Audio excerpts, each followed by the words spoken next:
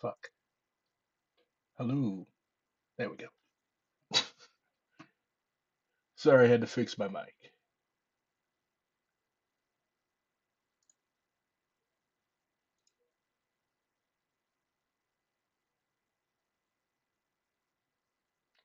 Fuck y'all.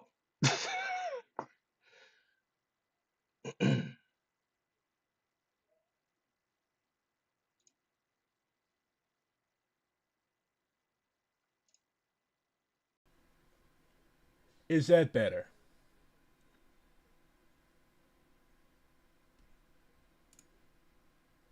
There we go. So yeah, I actually found this out years ago, but it actually took quite a bit for me to like bring this back to mind. So the Boers, the Afrikaner inhabitants of Azania, also known as South Africa, have decided that they wanted to build for themselves a type of ethno weird city state type deal. So I some Germans did a documentary on these people a few years ago. So let's see what the crowds have to say.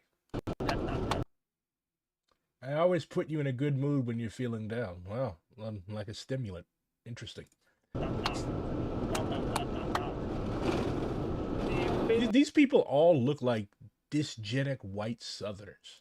Dienst van Urania is die band tussen die Volksstaat en die nuwe Suid-Afrika. So he's using nation in the like weird ethnostat sense. So they basically have moved out here to this fucking desert and have built their own little Afrikaner Disneyland. And yes, Mandela did fuck up quite a few things. Look at this fucking. There's a reason why the indigenous inhabitants of South Africa were herders. There's a reason why they did not like establish giant fucking cities or shit like that. Like, look at this fucking place.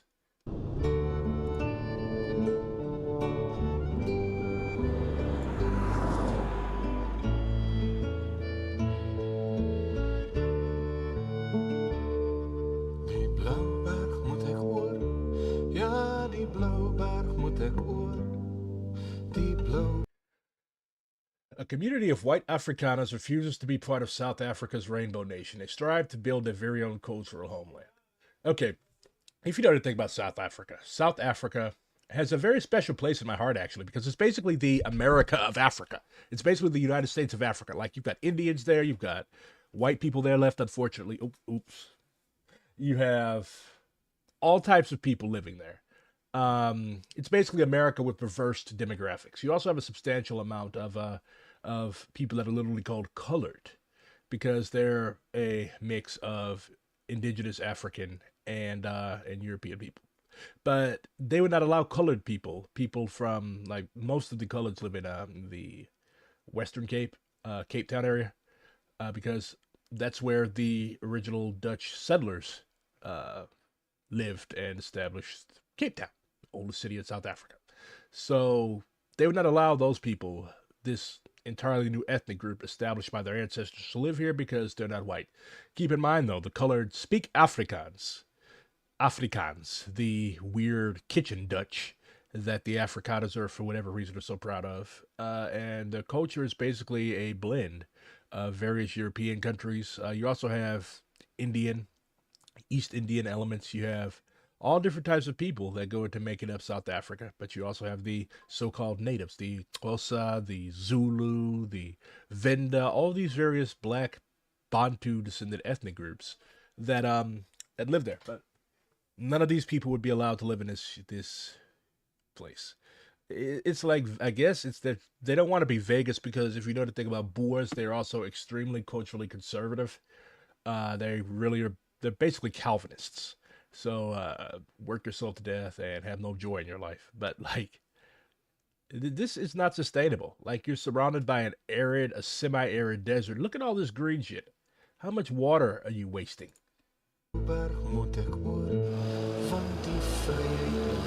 What are you cutting? That's dirt. There's no grass to cut.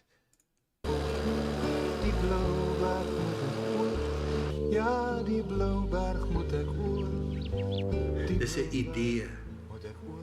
Bro, you know he's fucking hot. How are you in the desert? You wearing a long sleeve shirt and jeans. Ideaal in my hart. Dit maak Orania. Thoughts on Assimi Goïta building an arms manufacturing facility with money seized from French mines? It's dope. Africa has needed its own indigenous arms manufacturing industry for a long time. Anders. Ons het hier kom woon. Ons het nie meer 'n ander vaderland. So when he talks about fatherland, he basically means all of these people, like, they live in the past. You notice that most of these people are old. Young people do not want to live in places like this. Like, young people, they want to live in Johannesburg. They want to live in Durban. They want to live in Cape Town. They want to live in cities. Young people don't want to go move out to the middle of the fucking desert with a bunch of old-ass retirees. But when we were growing up, the blocks knew their place. Like, bruh, most of these people are probably former mercenaries. Most of these people probably committed indescribable war crimes against the sovereign people of Angola and Namibia. Like, who wants to live amongst these people? They're fucking miserable. They want everybody else to be miserable. Their grandkids don't want to live with them. They remind you of the people in Red Dead Redemption 2, Braithwaites and that other aristocratic family. The Greys. Yeah, I see it. Except these people are not aristocrats. These people are basically, they're trash. Like, their ancestors, the original Cape settlers, they were people that could not hack it in the Nederlanden. These people who had to go to South Africa, like, the thing with settlers is that these people are looked at as dirt, as trash by the people in their motherland, so to speak. They only moved to places like South Africa, Rhodesia, Kenya, Mozambique, Angola, because they can't make it at home. Cecil Rhodes, the OG imperialist par excellence, argued that the empire is necessary because where the fuck are we going to send all of our people? Like, Cecil Rhodes literally saw the empire as a sort of safety valve to drain upset elements from the imperial core and send them down there, where even the poorest of the poor could get 1,000-hectare farm and hundreds of basically enslaved indigenous laborers to work it. I don't know what is the insect. I've never been there. A fucking swimming pool. Wasting water. They're always talking about, oh, South Africa, it's so dangerous. They can't even run electricity. They don't even have water because you got a bunch of old-ass Boers. Nobody is in the swimming pool. Most of you people, if you hopped in that pool, you'd break your hip. Why do you need a swimming pool in Orania? Why do you need a swimming pool in the middle of the desert? Look, that's not gonna bring your grandkids to come live with you. Ja, as jy weer van my hoor. Ons is 'n ou gehate volkie. Almal haat. That's how you can tell these are defeated settlers. Defeated settlers always do this woe is me shit. Look at the Nazi soda behind them. Fanta. Don't you wanna Fanta? They can't swim in the ocean. They're 700 miles from Cape Town. They literally want to live by themselves. We are hated people. Everybody hates us because we want to be free. Like, bruh. Nobody is inhibiting the rights of Boers in South Africa. They should. Put that out. Like, y'all still own the majority of the land in South Africa. Y'all still own a majority of the multinational corporations in South Africa. Nobody is oppressing you people. Nobody is oppressing you people. It's all in your head.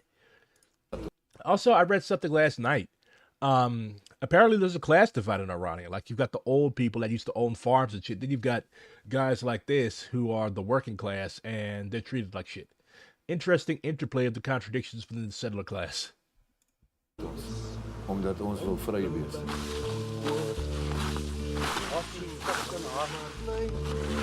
Want soek jy dalk na my? Sal jy my Hierdie kans om 'n nuwe toekoms te bou en al wat jy doen jy mos. Ons ideaal, so ons saam. in die vreemde voor 'n nuwe blou Oh my God, this is just giant nursing home. This is a giant nursing home for former South African cops and mercenaries. Can't wear earrings, you can't like wear your hair too long, you must be, how can I put it? The Afrikaner way, it's the Afrikaner way.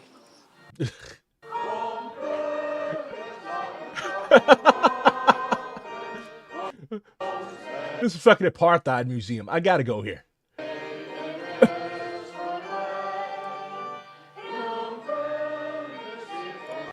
Vakansietyd op Oranje. What the fuck is this? Oh, these people actually live here. The tourism. Who the fuck would want to come see an apartheid museum? Ja, is 'n groot geleentheid en ons toeriste van reg oor die land en selfs reg oor die wêreld wat op die gemeenskap toesak. En waarom nie? Want daar's verskillende maniere waarop jy op Orania kan uitspan. Een daarvan is Adam se uitspanning waar ek myself nou bevind en vanaand ook dan myself gaan tuismaak in 'n ossewa. You want to be in an ossa wagon. Ossewag. Bly ingeskakel wanneer ons by Hester van Sail meer uitvind oor Adam se uitspanning en ook ondersoek instel na die ander toerismebedrywighede in Orania.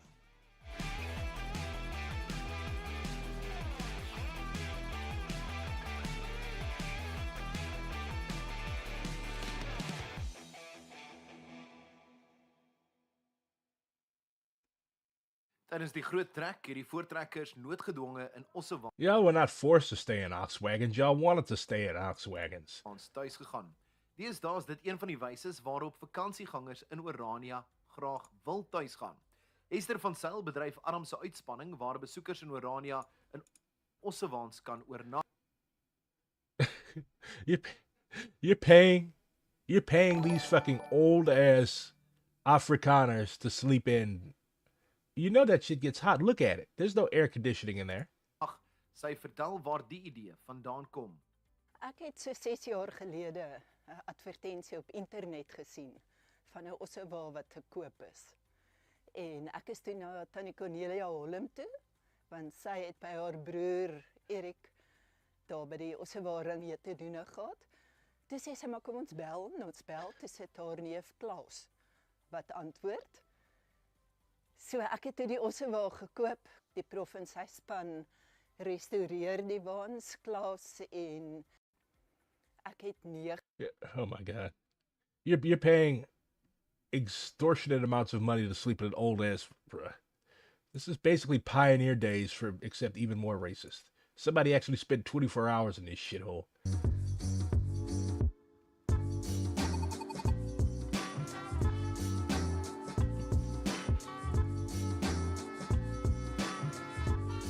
Alright, so here we are at the entrance to Orania. So this is the entrance to the village. This is Orania west or east, I don't know. This is the residential area. This is the residential area of Orania. So it's behind us here.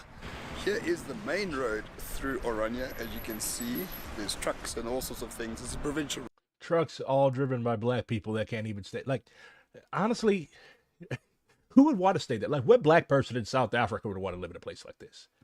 Like, they literally had an armed struggle to separate themselves from these people, or at least unask them from the seats of power. Why the fuck would they go? You know what? If you want to go live in the middle of the fucking desert, go ahead.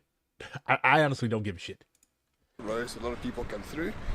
And then all the way on the other side are businesses and shops and sort of the main business district of Orania. So we're going to head into the residential side, see the school, see the monuments, and hopefully meet a few people along the way.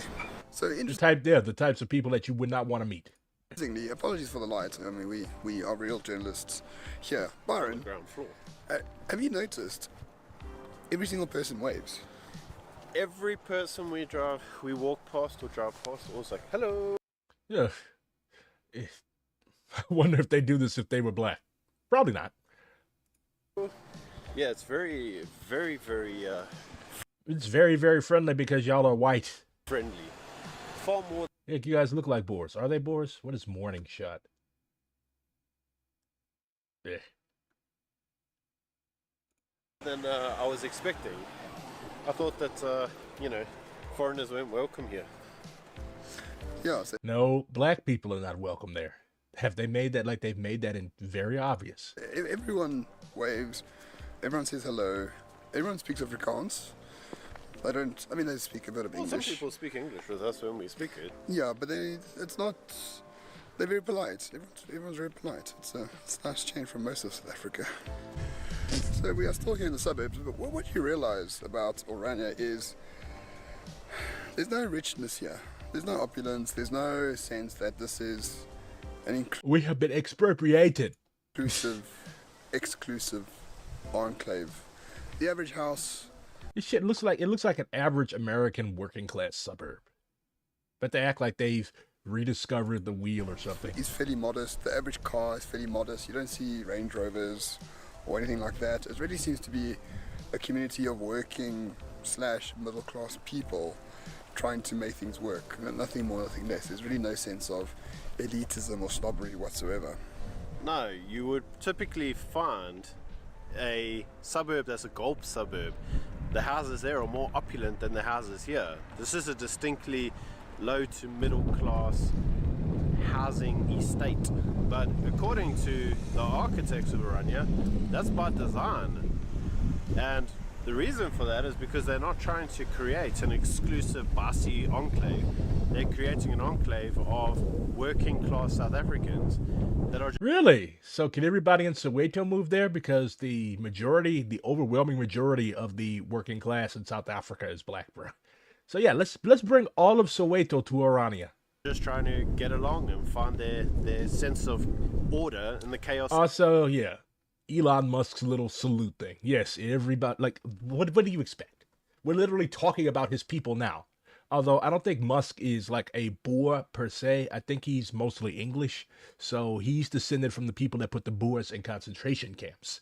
But we're literally talking about his people. Like, these people have literally established a fucking ghetto for themselves in the middle of the desert. And you're surprised that Elon Musk did that. Come on, yeah. Like, everybody knows that Elon Musk is a fascist. That is the modern South Africa. So here in front of us is the industrial area. That's it. And what the South African government should do is, like, build a giant fence around this shit.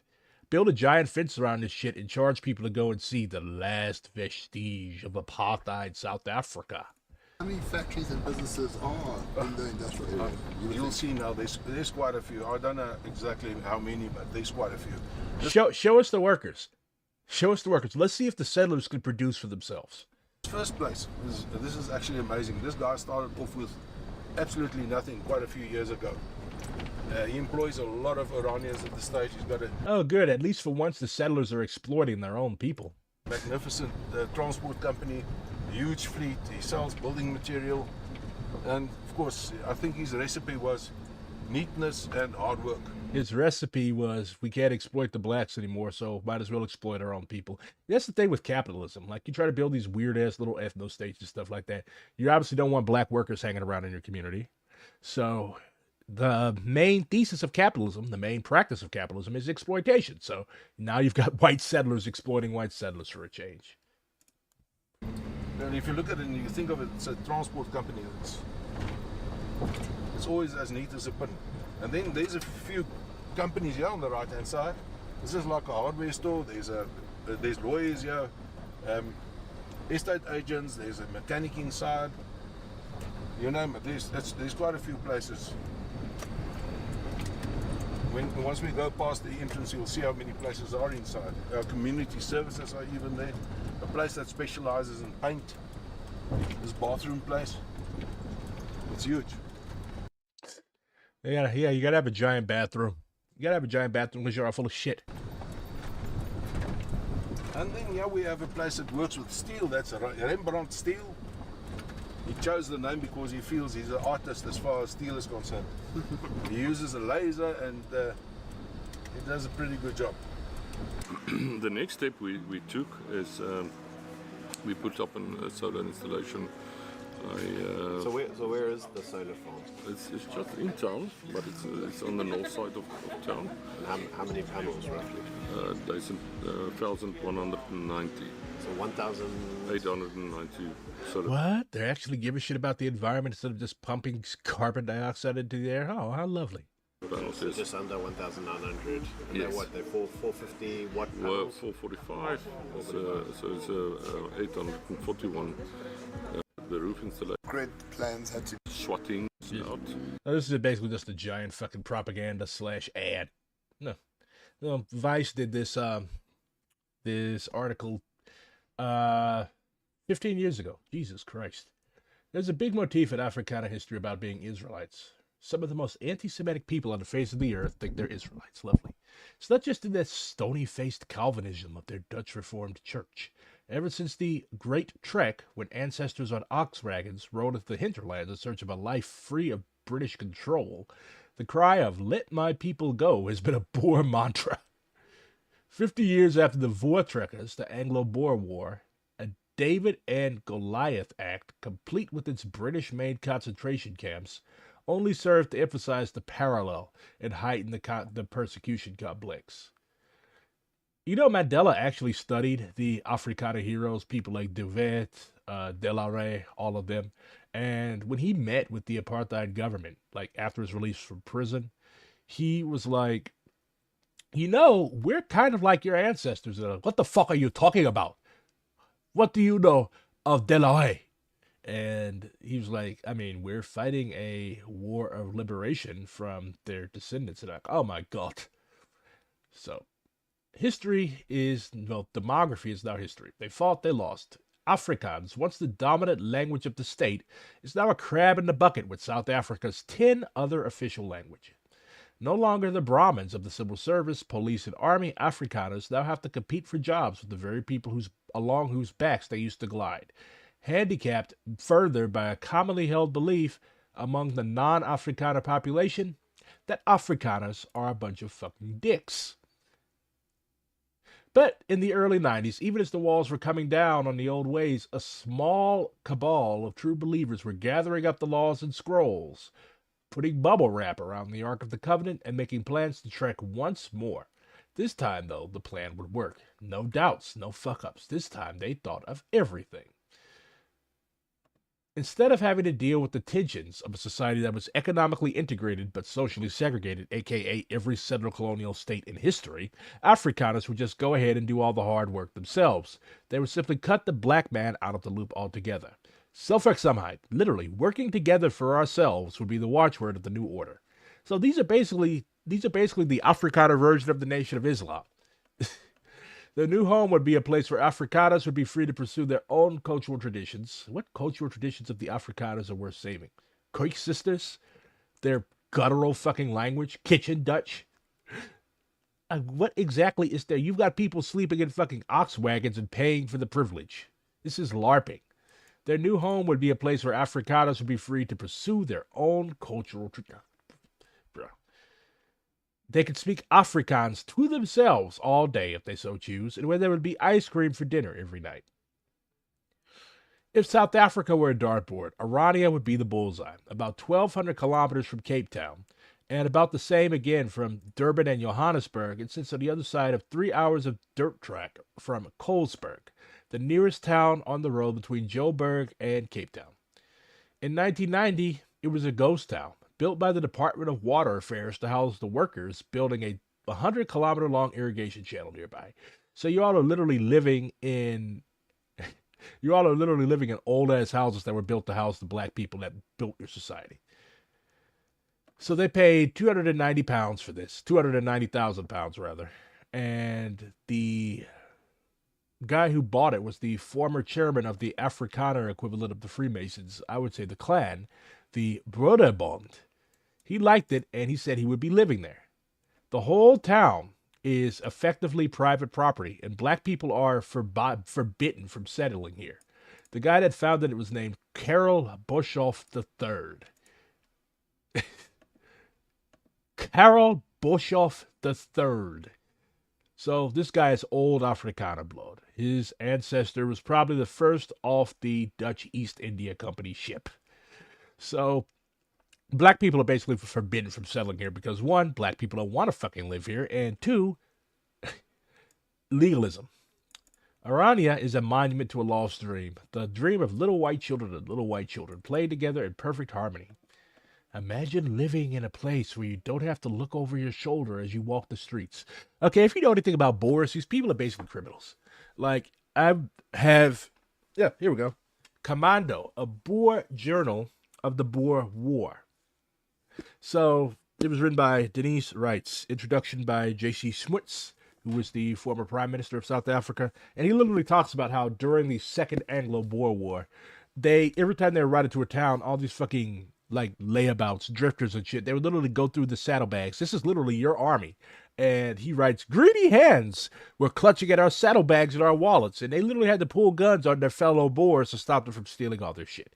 So if I were among Boers, I would have to watch my back because I was among Boers. These people literally are settlers. Settlers steal from each other. Settlers rob each other. Settlers jump each other's claims and murder each other and throw each other in the river. In addition to its own flag and radio station, since 2004, the putative Volksstaat has had its own currency, the Ora, pegged at 1-to-1 with the Rand. You use the money in your day-to-day business around the town, and the Rands you've exchanged them for are put into an annual high-interest bank account, which puts an extra 100,000 Rand a year into the municipality's coffers.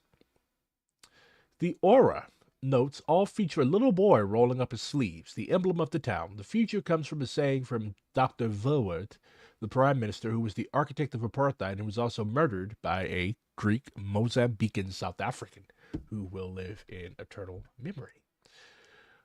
Verwoerd said that if Afrikaners wanted self-determination, then they'd better roll up their sleeves and do it themselves. The boy who modeled the group's original image, Ben the Clerk, has since taken the motto to heart. A few years back, by now a grown-up doctor, he rolled up his sleeves and left Orania. He now lives in Canada. The R369, the main road that bisects the place, belongs to the government. On either side, Oranians have erected booms, which can be closed if necessary to keep the outside world inside.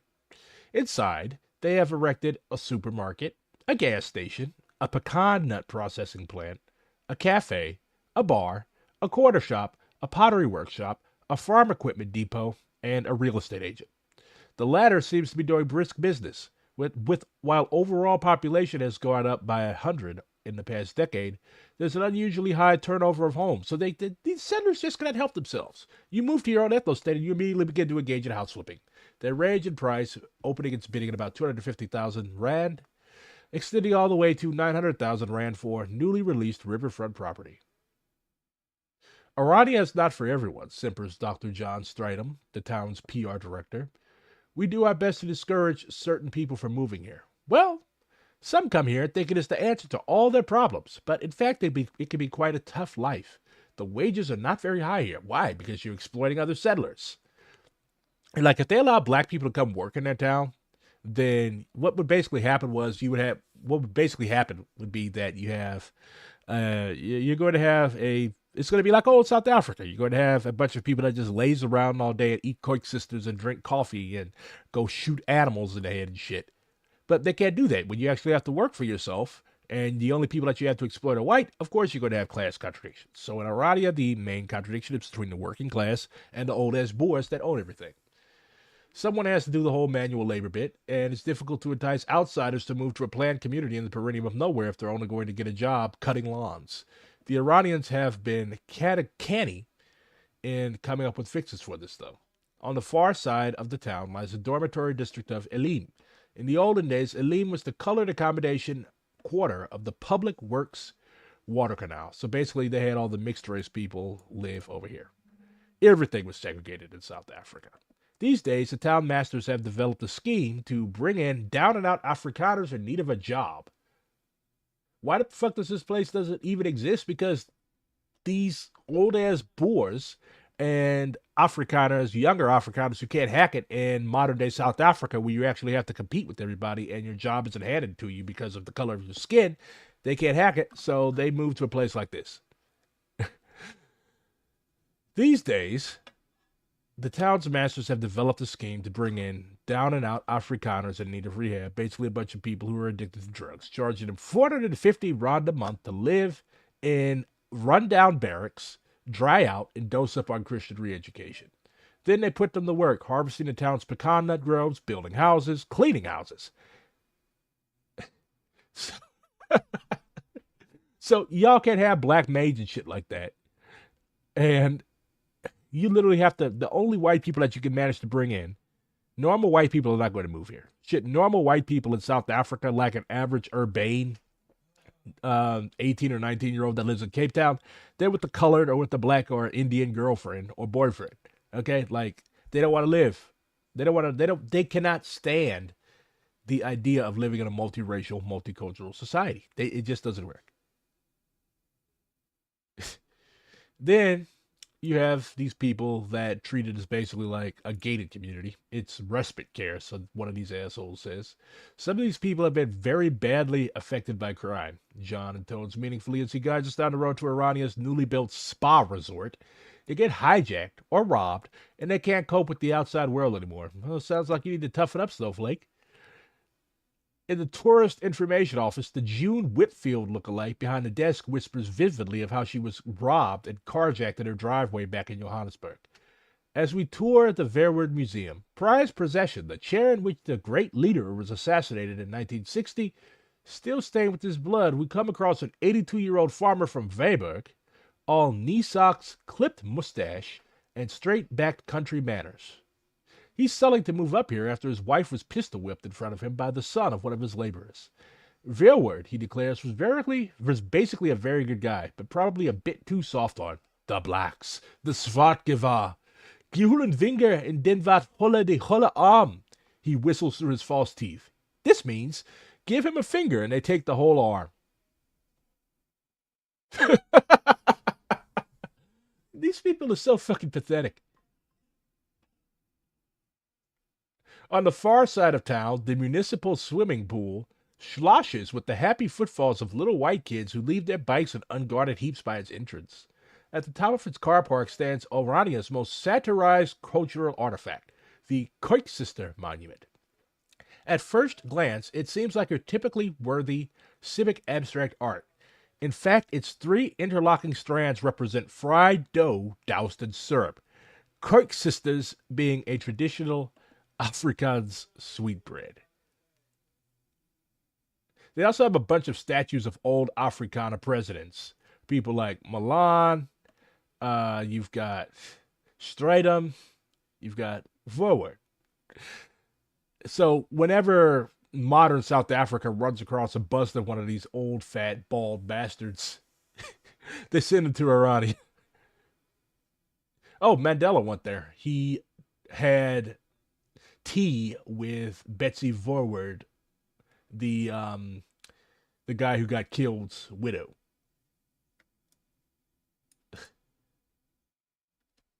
Okay, so normally I wouldn't give a fuck, but I would definitely love to see this place encased in cement. Like, why? Outside, in the porch's blue shade netting, screening the worst excesses of the still smoldering evening sun, we met Jeff, smoking a cigarette and crossing his spindly, tanned legs effeminately. No photos, please, he grins. Anyone who moves here then tells you they're not a racist is a liar. At first, this sort of honesty is refreshing until he starts chewing on about racial slur, and then telling an anecdote about how easily he bribed a black traffic cop. Now 70, he's ex-police. In the good old days, he was in the townships quelling riots. You can imagine him as a retired version of the black-dumping Verkramp in Tom Sharp's Riotous Assembly. Gleefully sadistic, hypocritical, yet candid. As he drones on through his pet theories, the bar owner turns up Lil Wayne. Y'all are literally in an Africana ethno city-state listening to Lil Wayne. Black culture is global culture. Don't take him seriously, he mumbers as Jeff departs. Please, he's not a representative of everyone here. The bar owner's uncle, he says, is John Hinckley Jr., the man who shot Reagan. I'm only a Boer because my dad wasn't around. No pictures, please. Around the back of the bar, we meet the local car wash lady. I love it here, she declares, before launching into a lengthy, convoluted story about how she's on the run from Nigerian gangsters after uncovering a credit card scam while working as a security guard in Durban. And they rant and rant and rant and rant. I mean, honestly, I would not give a fuck about these people, but like, just because of their arrogance and their delusion, yeah. South Africa has a white slum. Apparently, South Africa has giant white slums. Let's see. Is it Orania? This to South Africa. Is it our fault? Do me a favor. I'm not racist. I see you got me on camera, but one word. I did talk to you that side. One word can make some white people get hurt. You understand? So you're very scared for the white people.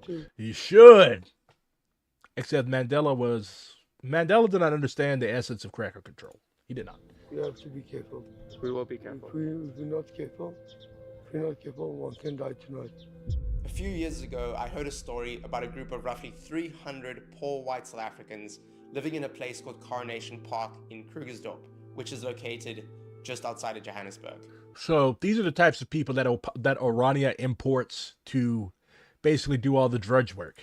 I've lived in South Africa for most of my life, and I've seen white South Africans living on the streets before, but I've never seen a whole informal settlement of poor white South Africans. I really wanted to see this place for myself, so I made the journey to Coronation Park, and when I got there was no one there.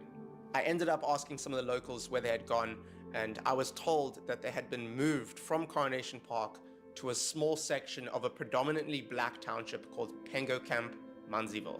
Join us as we uncover the story behind this unique community. Cool, so can you just tell me your name and where we are right now? Okay, my name is Nikki. You are right now in a white squatter camp called Pengo Camp, Manziville. It's the biggest white... Yeah, guess being white is not a hireable skill anymore. White squatter camp in South Africa. I mean, my first impulse is to feel sorry for these people, but then you consider that, like, their dads and their granddads, like, were literally smashing the heads of poor black people that were basically just trying to secure for themselves rights. And many of these people also did horrible war crimes in Angola and Namibia and Rhodesia and every other place that South Africans were sent. So, like, yeah, it's kind of hard to... I guess, like, the closest parallel would be the slave owners that were expropriated or simply couldn't make it back from the chaos and trauma of the Civil War, for them at least. So there still are a lot of poor white families whose ancestors, like, had slaves. They had money. Like, they could literally show you the ruins of their old plantation home. But, like, I don't feel sorry for those fucking people. You people had my people under slavery. Why the fuck would I feel sorry for you because you're broke now? And why we call it's the biggest white squatter camp in South Africa, it's because nobody's paying rent and paying water. The only thing we are paying is electricity, which the government gave us. And how many white South Africans live here? On this moment, it's almost 300. Most of them find jobs and they moved out. So which was a good thing. a lot of clothes, eh? Jesus. Wow. A lot of clothes. White settlers living in third world conditions in third world country. Now hear this. Brate man, I didn't clean that room yet. That's okay. You should see my room. It's even going. Does this lady sounds like a black South African? Huh. My name is Danton and I'm staying in Mansiville. Pango Camp is actually Pangoville, but yeah, I'm 24 years old and I've been staying here for 24 years old and you've already got gray hair? approximately 2 years now. You've been through it, bro. I'm Wessel Floor. I'm Esther Erasmus. How did you end up living here? I came here from Cape Town. My family stays here. I came here from Cape Town after the wars. I moved here and then I met her and she moved in with me. Yes. So you two are dating? Yes. 8 months now. Yeah, 8 months. I know it smells crazy in there, man. Why do they all got big ears? I think that comes from the French. The Boers are basically, they're not just straight Dutch. They've also got French, Huguenot, aka Protestant, and what else? German ancestry. Plus a straight Englishman that jumped the fence. I read a report somewhere that a lot of these people also have like African ancestry. Not all that much, but enough to still be like discernible across the group. My name is Kobus, and you are in a restaurant in Krugersdorp, in Mansville. That's not actually a bad place. And can you tell me what kind of people live here? Kind of people, it's different kinds. Like you get people who's very ignorant, and you do get. You can already tell, like, a lot of kinds of people, yeah. You can already tell these people like don't like the fact that they're forced to live in a slum amongst black people. They still think that they're better than everybody else. Like, how the fuck are you white and homeless in South Africa? Like, how does that happen? Like, when you guys had control of everything, did your dad and your granddad not set anything aside for you?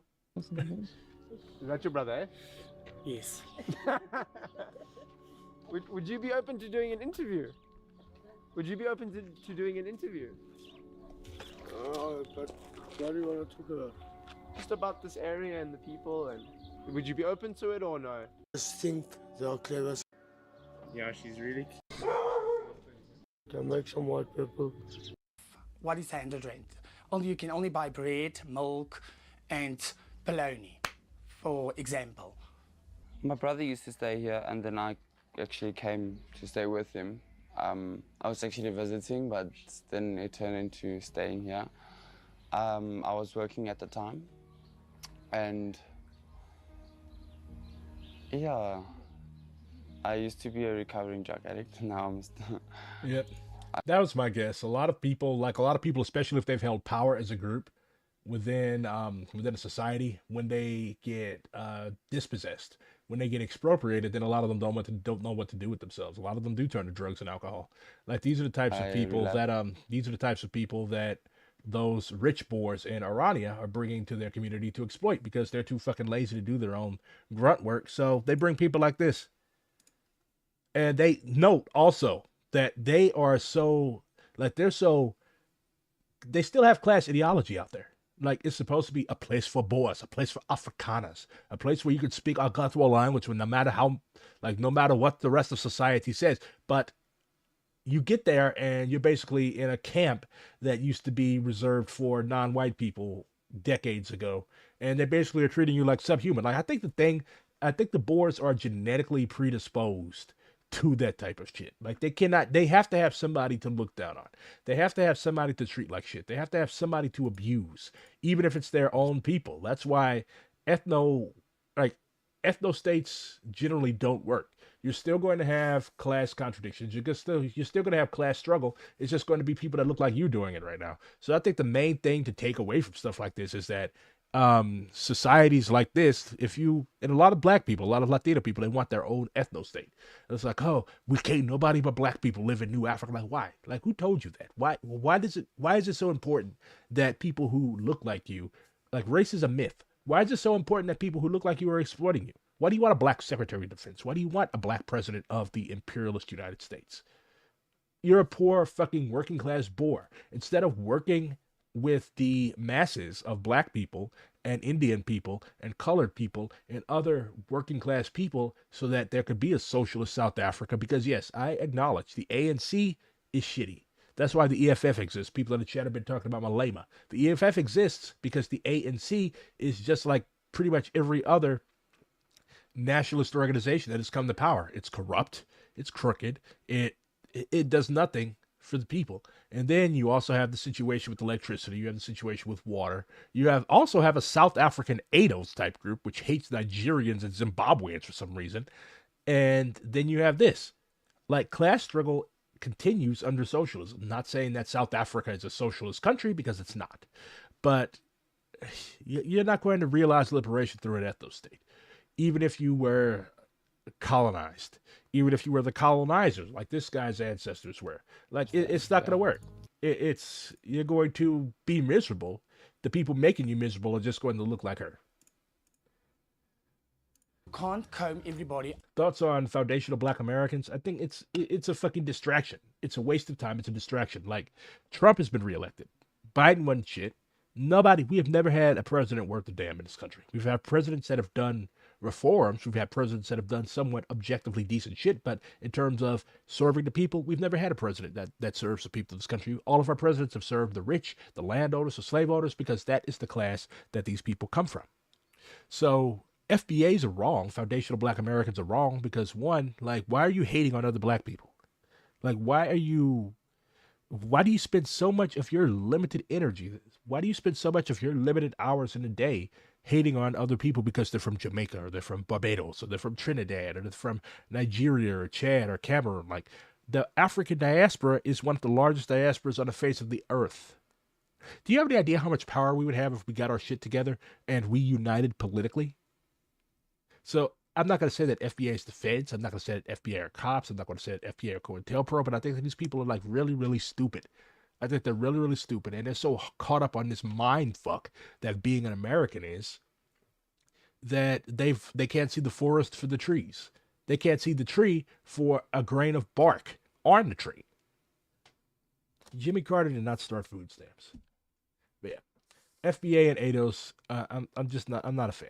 And, like, I really don't see all that much of a difference. I think American descendants of slaves, I think, is a bit more progressive because they spend a lot of their time talking about reparations, but they always, like, both groups get into racialist bullshit. Like, race does not exist.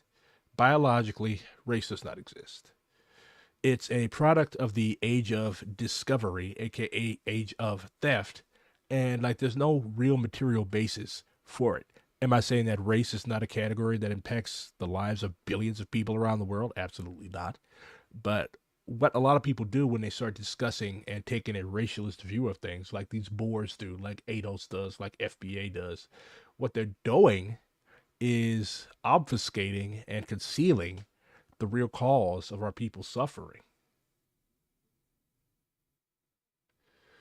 Nigerian recent immigrants don't even see black Americans as the same as them. Of course not. We're from two entirely different cultures. They see themselves as higher than black Americans. I mean, honestly, I don't orient my political beliefs around other people's ignorance or stupidity. I don't. In one comb of other people's things they are doing. You can't do that. This is maybe a tough question to answer, but do you guys have a drug problem? Yeah. No. Yeah, why are you lying, bro? Yes. Yes. She has a drug problem. Honest. Weed is not a drug problem, so yeah. I like this guy. I need to drink. I drink meds like heavy. I got bipolar, so I need meds. I need to drink. So now I smoke the ganja for the meds. Bro, you're high now. But yeah, I don't have a problem. But my lady friend over here has a big problem. But she's working on it. She's working. She's coming. Every day is better and better for her. It's not a. She's trying. Like, she's really trying to stop. It's not like she's not trying anything. She's really trying. I must say. And are you guys helping each other? Yeah, I'm helping her. Sometimes I'm yelling at her, but sometimes I'm helping her. Oh, that sounds quite abusive, bruh. I gotta build this place. Let me see if I can find a map on Skylines. I gotta build this place after it's been reclaimed from the Boer trash. Boerdrol. I'm pretty sure there is a South African map on, well, several South African maps on Skyline. So, yeah, please stop it. But like I say, life pushes, huh? You said that you struggle from addiction. Yes, I do. Not struggle, but I relapsed after I had recovered for quite a while. 3 years I was sober, and then I relapsed because my mom passed away.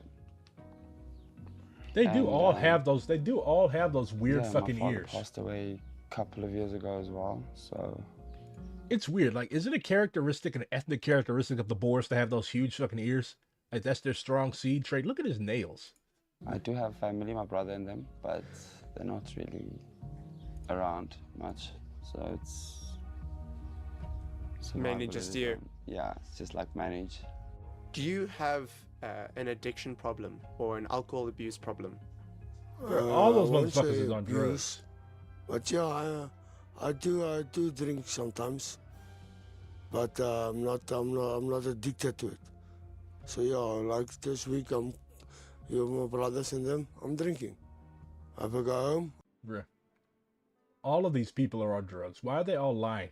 I guess it's just like a characteristic of settlers to like delude themselves. But yeah, I think a lot of it does have to do with inbreeding as well. Unfortunate.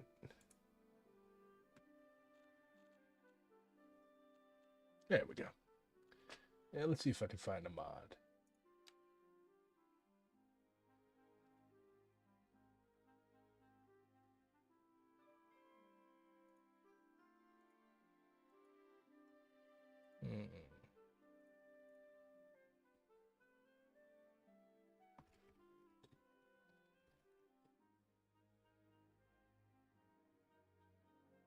All right, that's the old Zulu capital. I tried to build a thing on there. It worked so well. I'm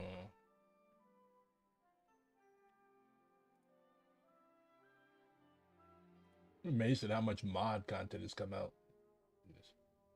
Cape Town? No, that's an old mod.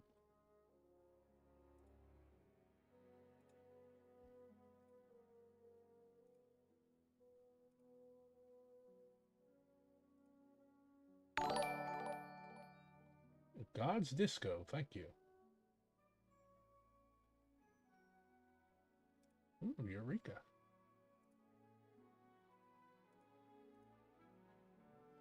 Maybe I should just find a fucking desert shithole and say that, ooh, Kilimanjaro. Cahokia.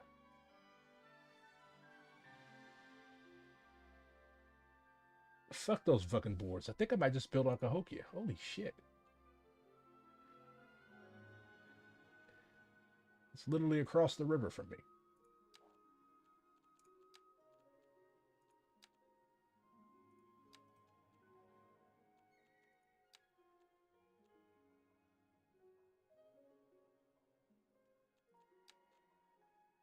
Yeah, fuck it. Let's do Cahokia.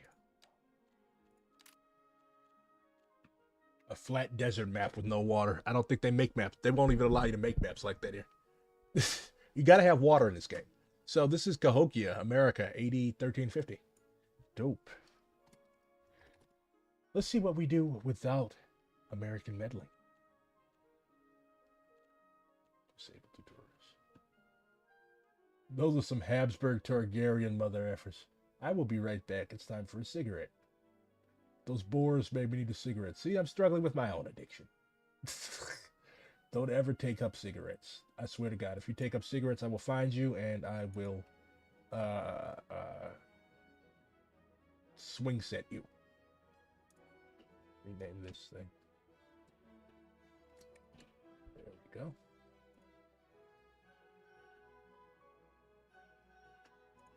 I will be right back. Don't go anywhere.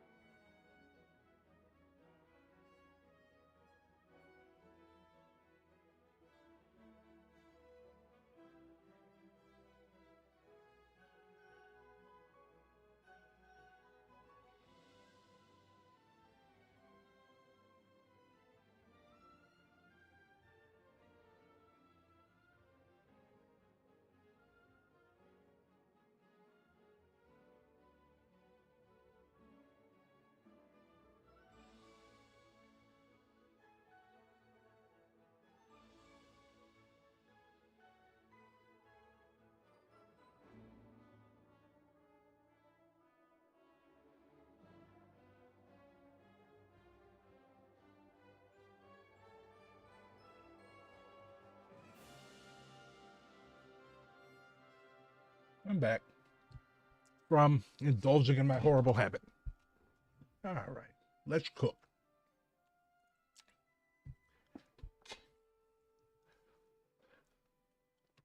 Oh. Well, here's this horrible fucking music again.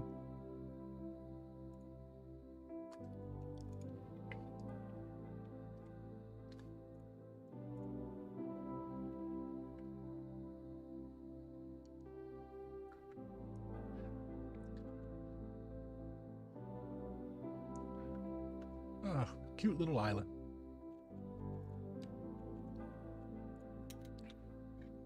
Pause. If anybody makes fun of my horrible city building skills, I swear to God. Well, actually, most of my cities are really cute. I would happily live in all of my cities. But some people's requirements for urban living are far more stringent than my own. Because you're petty bourgeois.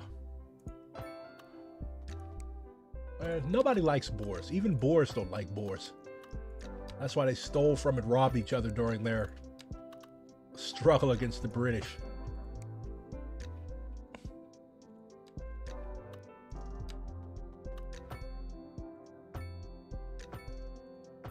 Hopefully the island doesn't flood. If it does, who cares? It's probably going to be full of Boers anyway.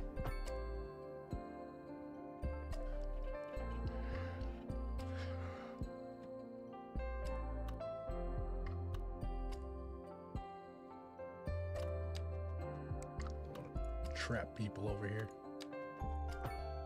I'm gonna say I do have a thing for island maps though.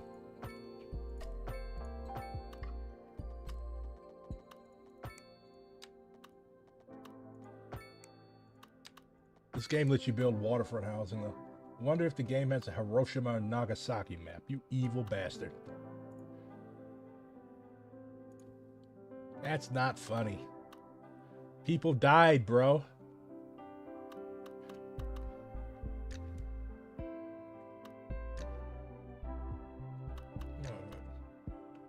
That's enough for us to zone now.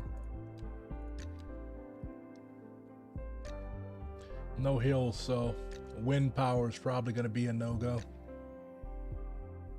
Guess we got to have funky ass coal.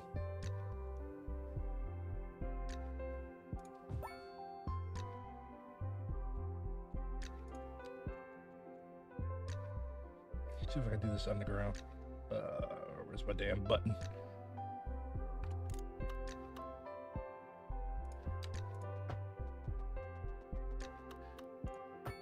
Yeah, we're going underground. How do I have it streaming as both Twitch and YouTube, chat? Multi-stream.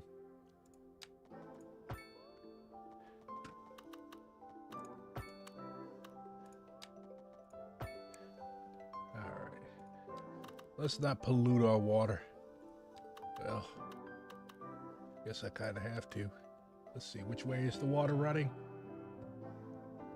Okay. Let's put this out of the way as possible, because I don't want my people drinking shit water.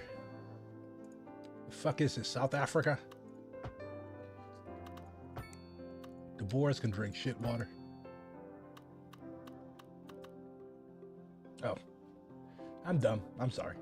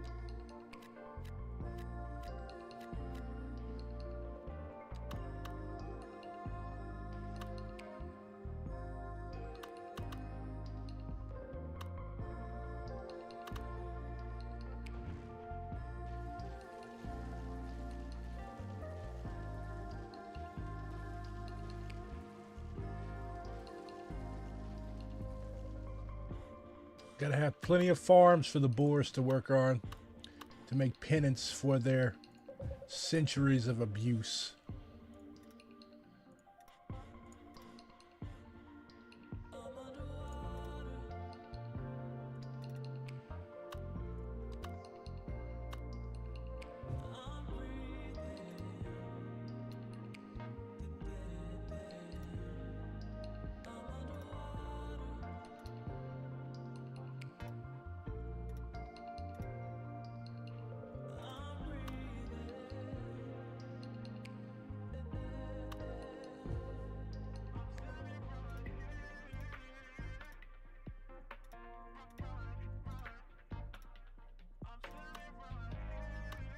You've got 551 subscribers. Congratulations.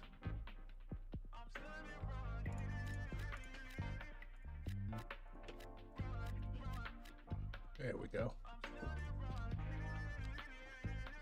Let's keep this dirty shit over here. Don't want that with your farms.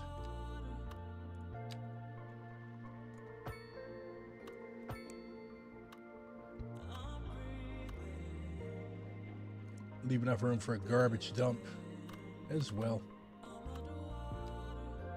Let's see. No groundwater. It's okay.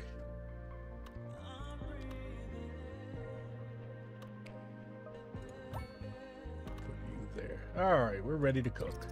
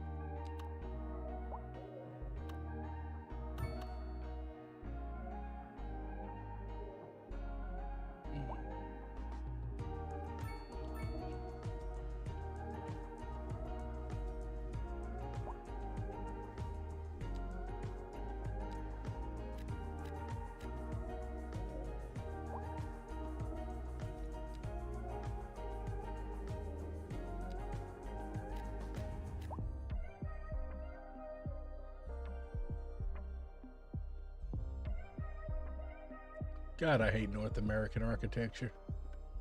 Fucking bland and boring. Let's see what I can cut. I think we're good for now.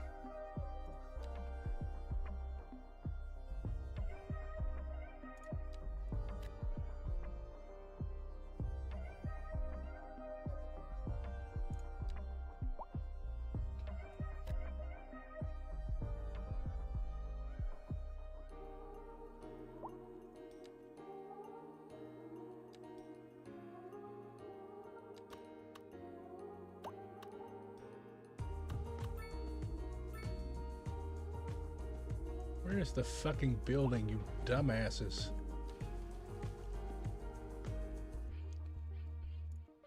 I hate mods sometimes.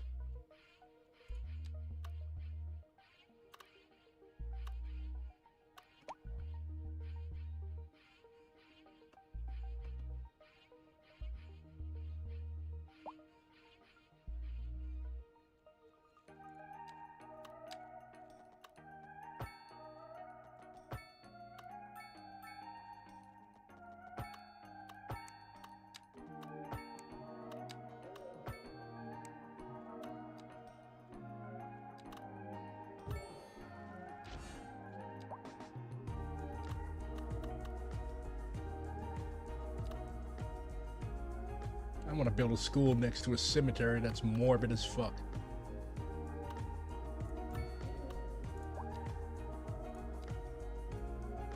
What continent has better architecture? I don't know. I'm a pretty big fan of in this game at least. I'm a bigger fan of probably the German architecture. There's UK architecture. I downloaded a mod pack, and here I'll show you. It's just so fucking. It's like industrial Victorian type bullshit. They got these little terrace houses, but in real life, I'm a big fan of architecture that takes the indigenous traditions of a third world country and merges it with modern design and utility principles. I'm not an architect. I don't know why the hell I'm talking like one.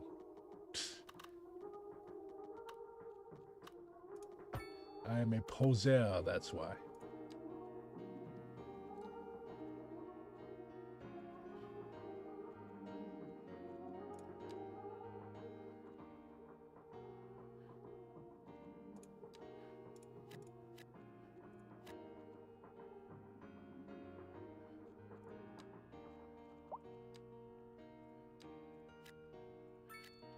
But no, this map is Cahokia. Was the largest pre-Columbian American city north of Mexico. It's literally right across the river from St. Louis.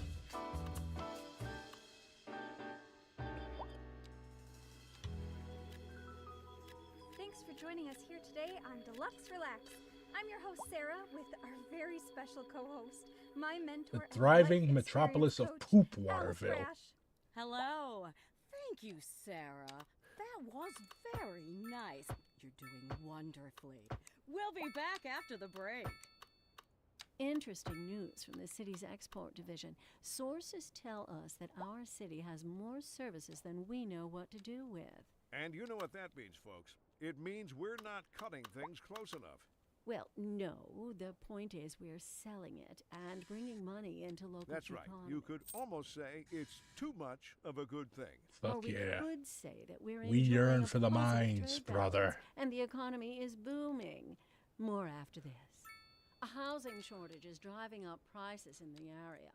That's right, Glenda. But apparently that's not all good news. We're joined today by an expert guest, Professor Nutbutter. Welcome, Professor Nutbuster. So a housing shortage is bad for the people trying to move here, right? Humans are programmed to desire certain representations within ideological reward structures, which are entirely apart from the actual rewards enjoyed. For example, consider capital. One final question, Professor. Is the housing shortage going to make me richer? By certain metrics, perhaps yes, in the short term. I like the sound of that. But what we are discussing is the study of a statistical abstraction and its effect on the human Thank you, Professor. It is a question of priority. You can see STL from Monk's Mount. I've been there. Sounds like you're one of my homeboys.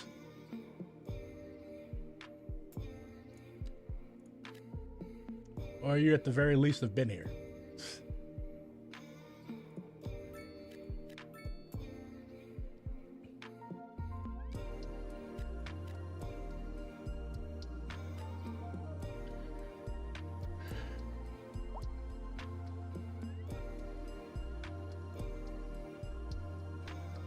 Yes, I do smoke. I don't smoke that filthy reefer y'all like, but I do smoke cigarettes, yes.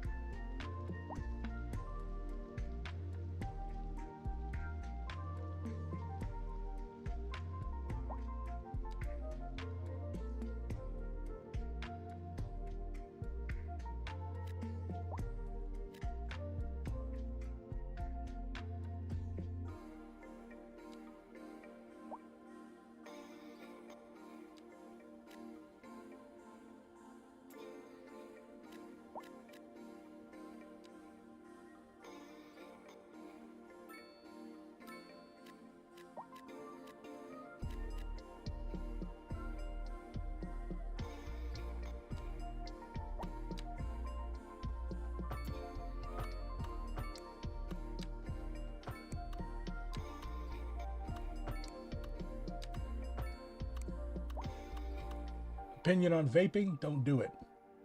Unless you want popcorn lung.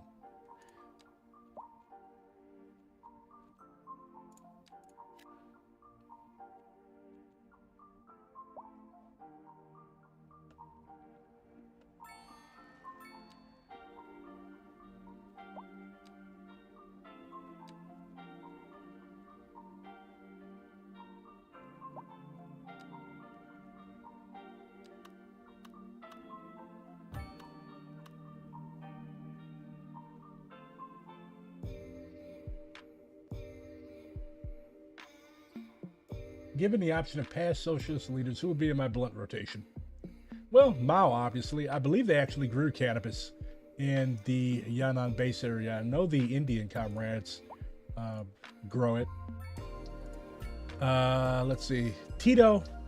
Yes, I know some of my comrades are definitely going to hop in here and be like, oh, Tito wasn't a socialist. I don't know whether or not he was a socialist. I think he would still be very interesting to smoke with.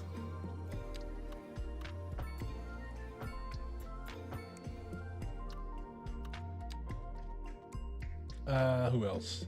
Hotcha, just because it would probably break his brain.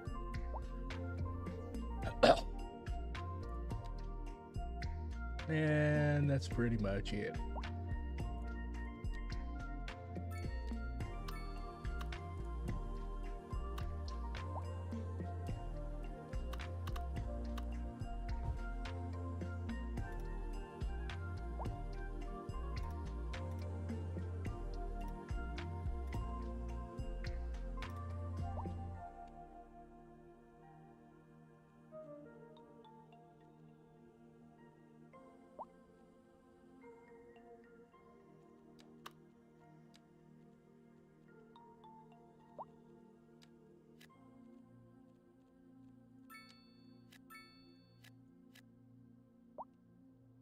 Oh yeah, the Panthers. Panthers did a lot of shit.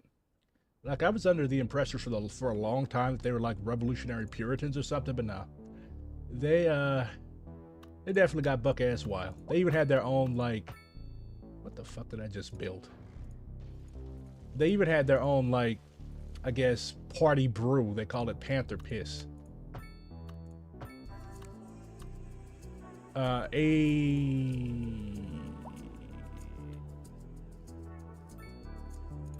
A.D. Dixon actually talks about like the ingredients that went into this Panther Piss in his biography, which I have somewhere in the giant stack of books next to and behind me.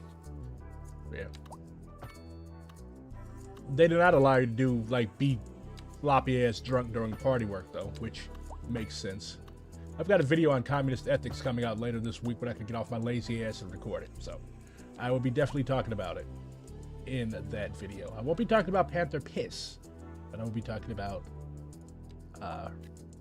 how they applied discipline and rules to that party, and in many cases how they broke such, and the impact on the movement of breaking their own rules.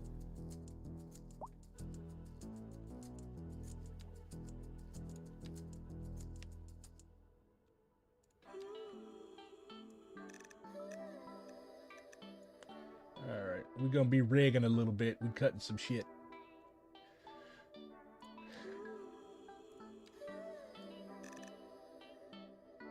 At least until we get a budget surplus.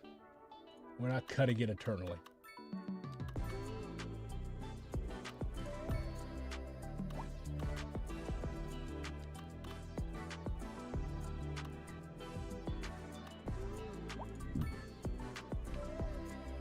Port, red wine, and citrus. Have I read the book Chicano Communist? I have not. Who wrote it? Who is it by?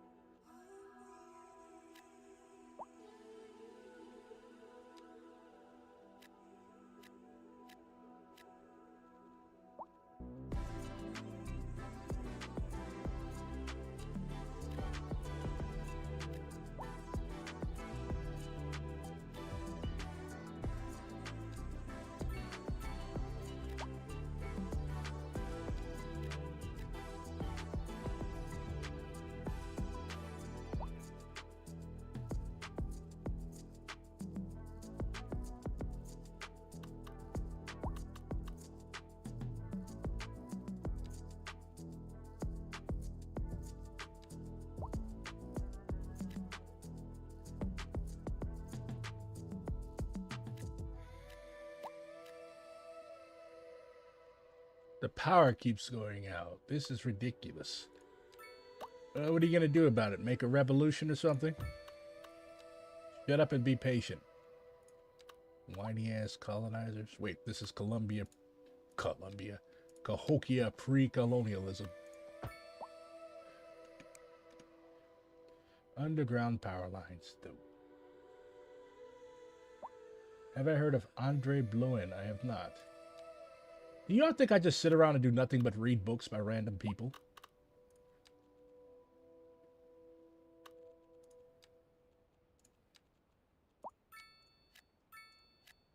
Wait, don't answer that because you snarky motherfuckers probably be like, yes.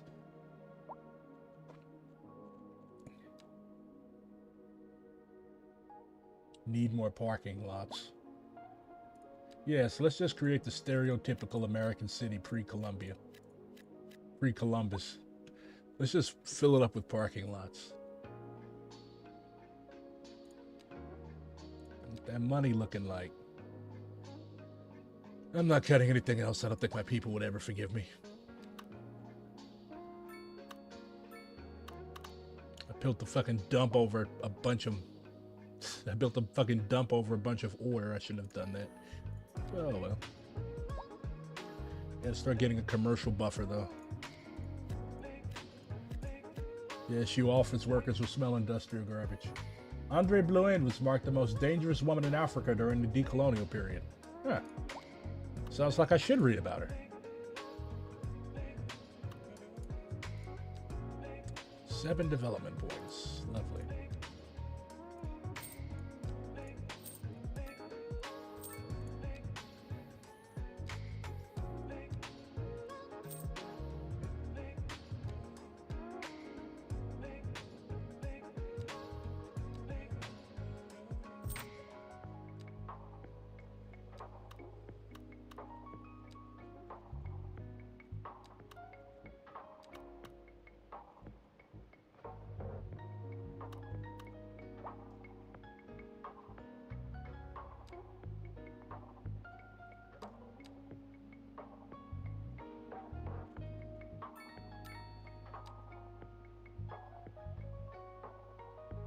Oof, we need more coal.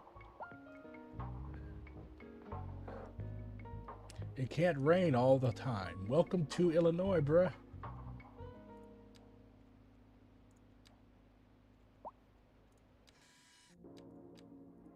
Get more of this coal.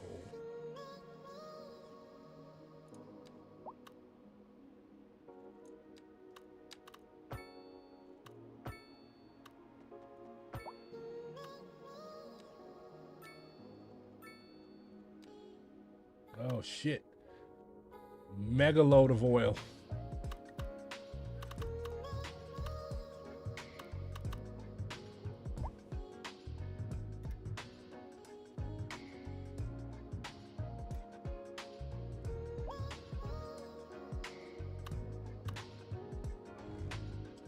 We got a shitload of oil, boys.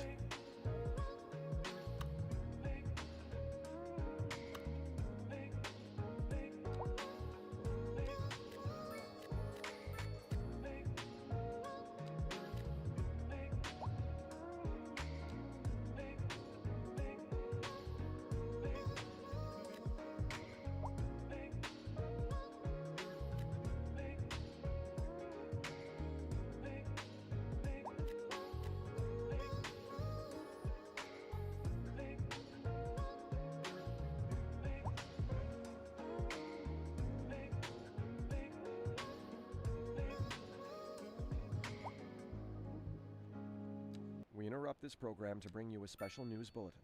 Radar readings indicate a tornado is approaching the city and will be visible soon. Ah, that's the Midwest I know and love. That's the Midwest I know and love. Of course there's going to be a tornado. Why wouldn't there be?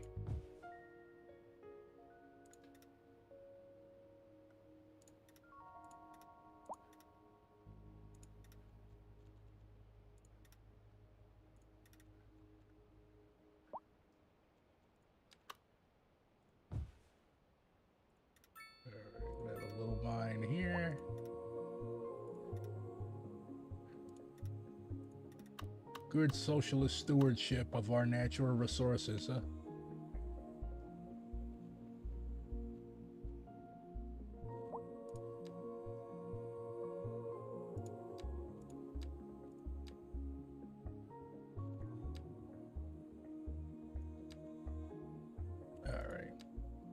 Excellent. So we've solved that little deficit farrago we had.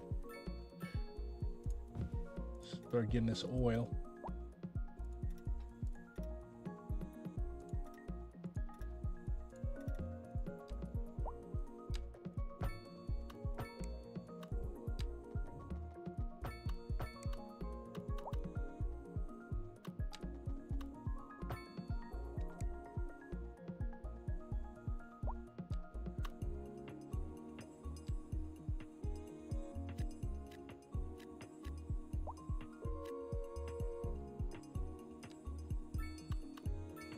In real life, the area that once was Cahokia, it actually does have a problem with like them just building houses and shit right on top of industrial areas. Very high asthma, cancer, all types of other rates of nasty diseases. We're not recreating that here. We're not going for that type of realism. No, they actually built the mounds to bury their dead. It would be cool if they built the mounds to stop tornadoes, but I'm not all that certain of the efficacy of such, but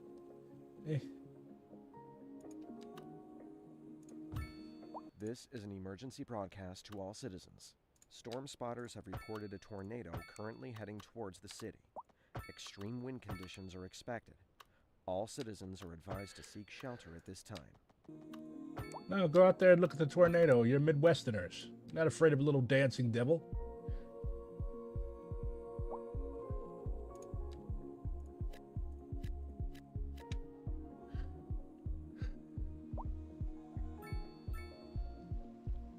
Oof.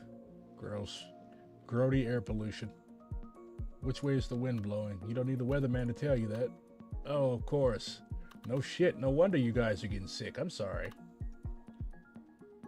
You guys are the sacrificial lambs of capitalism.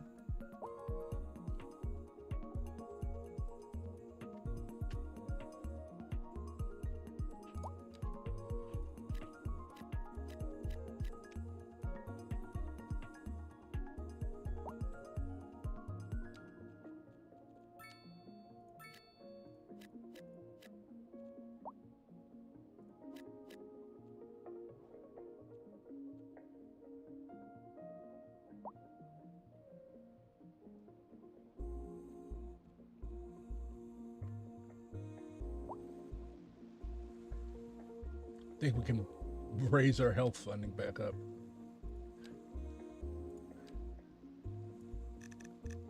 You guys are hardy creatures. You live in southern Illinois.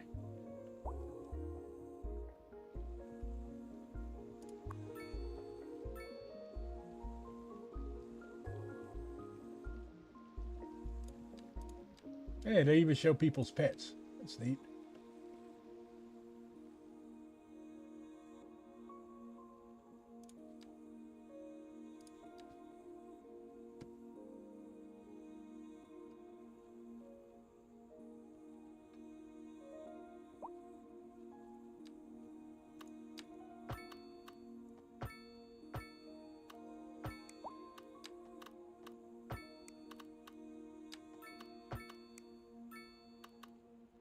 They want to build a bunch of parks to help ameliorate this pollution situation. Oh, I hate this fucking song. Shut up.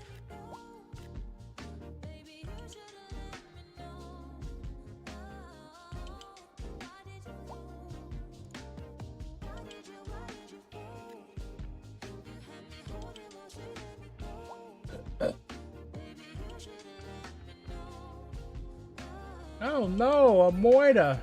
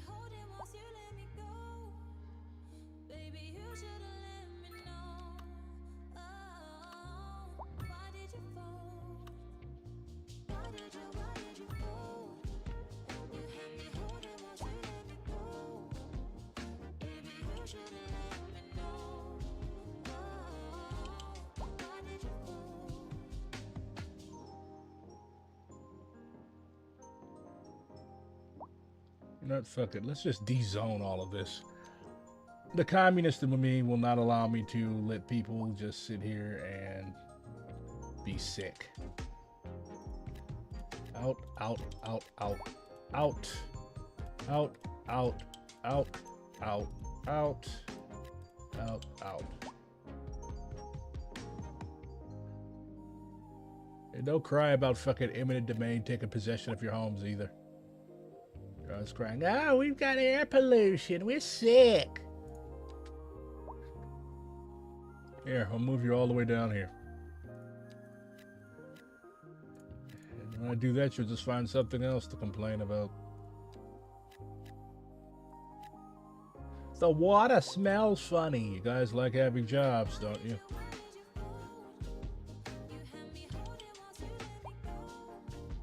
There's oil in the water.